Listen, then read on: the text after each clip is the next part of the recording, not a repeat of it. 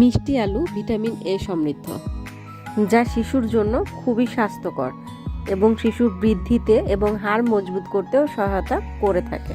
এবং কি মিষ্টি আলুটা শিশুর চোখের জন্য খুবই ভালো। মিষ্টি আলুতে রয়েছে বিটা ক্যারোটিন, যা শিশুর শরীরে ভিটামিন এ তৈরিতে সাহায্য করে থাকে। অপরদিকে মিষ্টি আলুতে রয়েছে অনেক পরিমাণে ফাইবার, যা একটি শিশুর শরীরের জন্য খুবই ভালো। আসসালামু আলাইকুম ভিউয়ার্স, আশা করি সকলেই ভালো আছেন। আমার আরও একটি ভিডিওতে আপনাদের সবাইকে স্বাগতম। ভিউয়ার্স, কথা না বাড়িয়ে আমি মূল রেসিপিতে চলে যাচ্ছি। এখানে আমি নিয়েছি গরুর দুধ, চিনি, লবণ, বিট লবণ, নিয়েছি বাদামের গুঁড়ো আর নিয়েছি মিষ্টি আলু। মিষ্টি আলুটা আমি ভিডিও শর্ট করার সুবিধার্থে আগে থেকেই সেদ্ধ করে নিয়েছি।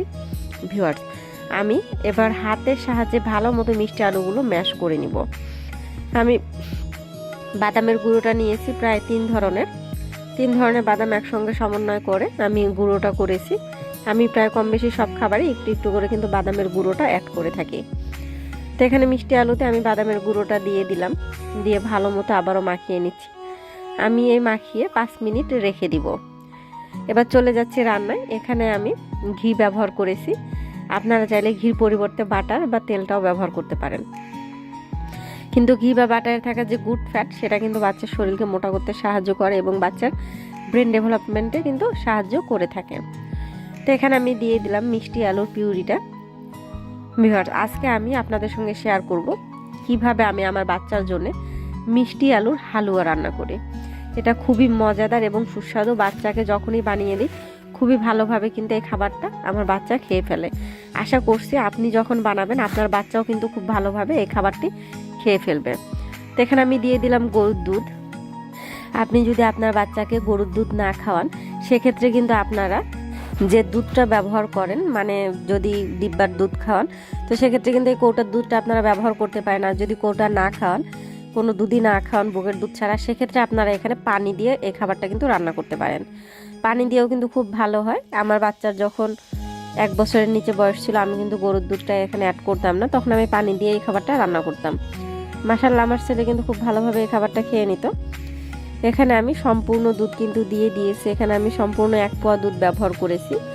আপনারা চাইলে এর চাইতে কম বা বেশিও ব্যবহার করতে পারেন। এখানে আমি দিয়েছি সামান্য পরিমাণে লবণ। আপনারা যদি বাচ্চার বয়স 1 বছরের নিচে হয়, সেক্ষেত্রে কিন্তু লবণ আর চিনিটা এখানে স্কিপ করে যাবেন, কারণ মিষ্টি আলুতে এমনি মিষ্টি, দুধ দেওয়ার কারণে তো আরও মিষ্টি হয়, সেক্ষেত্রে চিনিটা না দিলেই ভালো। তবে আমি যখন এই রেসিপিটা করে আমার বাচ্চাকে একটু মিষ্টিটা বেশি দেই এখানে।